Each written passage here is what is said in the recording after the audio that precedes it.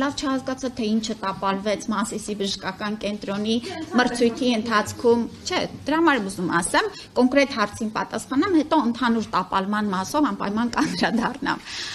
Տեսեք, մենք տնօրենների մրցույթներին վերաբերվում ենք շատ խիստ եւ հստակ։ Եվ անընդհատ փոխում ենք տնօրենների քննությունների ստանդարտները։ Եվ մեր կարծիքն է, որ հավակնել պետական բժշկական կենտրոնի ղեկավարումը բավական պատասխանատու գործ է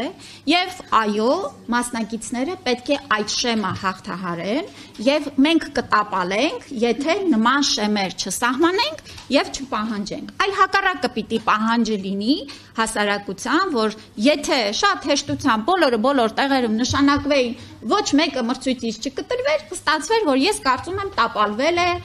մեր մրցույթային գործընթացը։ Ամենևին Առաջիկայում նաև օրենքի փոփոխություն է նախատեսվում արդեն իսկ նախագիծը շրջանառության մեջ է, այո, մենք պիտի մի փոքր փոխենք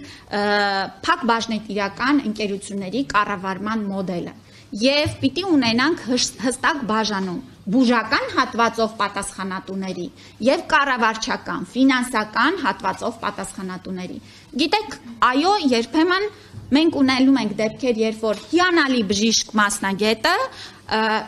չունի կառավարչական հմտություններ եւ դա ամենևին չի ենթադրում։ Եվ մեր նպատակն է, որ բոլոր առումներով ուժեղացնելով մենք հասնենք հաջողության։ Ես կարծում եմ մեր վերջին մրցույթների հենց նման խիստ ուրեմն անցկացումը մեր համակարգի նաև հաջողությունն է։ Առողջապահության ենթակայության գործող կարծեմ 7 կլինիկա է, 7-ից 6-ում չէ տնօրենները չընտրվեց։ Մրցույթում ոչ մի տնօրեն չի։ Վերջին նայեք։ Շրջանը հանած ստացվում է, որ 6-ում տնօրեն չեղավ։ Բայց որ շրջանից է 6-ը հաշվում։ Վերջին 1-2 ամսում, երբ որ զուգահեռ եղավ ՍԳԼ։ Իսկ ինչու դրանից առաջը չեք հաշվում։ Ուզում եմ ասեմ, այստեղ տարբերակումը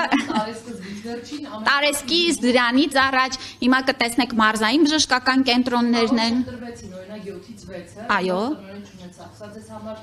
լավ ցուցանիշ է, վատ ցուցանիշ է, օրինակ Սուրբ Գրիգոր Լուսավորչի թեկնածուներից մեկը հանձնաժողովի ղեկավար է եղել եւ խորհրդանական երկրում դա կարծես ավելի բարձր պաշտոն է, հա։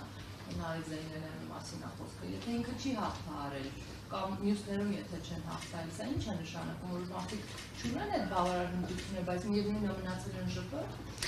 Սա նշանակում է, որ նորից կրկնում եմ, մրցույթները ֆորմալ բնույթ չեն կրում։